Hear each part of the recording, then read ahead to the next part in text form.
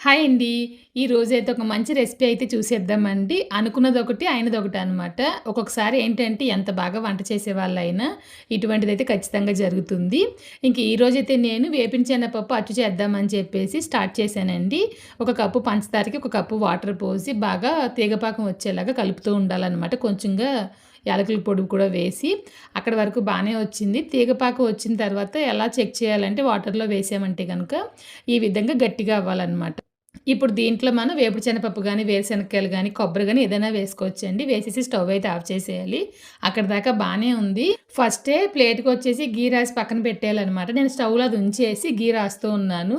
ఇది tri-ply cooker ఉపయోగించాను కాబట్టి అది ఇంకా వేడి ఎక్కువ ఉంటుంది కాబట్టి కడాయిలో ఉన్నప్పుడే గట్టిగా అయితే అయిపోయిందనమాట. ఇంకా ప్లేట్‌లో వేసేటప్పటికి చెప్పనక్కర్లేదు. వీడియోలో చూస్తున్నారు కదా! ఈ విధంగా షుగర్ అయితే పప్పంతా కోట్ అయితే అయిపోయి ఉంది. చాలా వేడిగా అయితే ఉందనమాట. చల్లబడిపోతే గనక క్రంచీగా అయితే వచ్చేస్తుంది. పర్లేదు, ఇది కూడా బాగానే ఉంది. మీరు కూడా ట్రై చేసేయండి. ఎలా అయితే ట్రై చేయండి. ఇంకా వీడియోలో మళ్ళీ కలుద్దాం. Bye bye.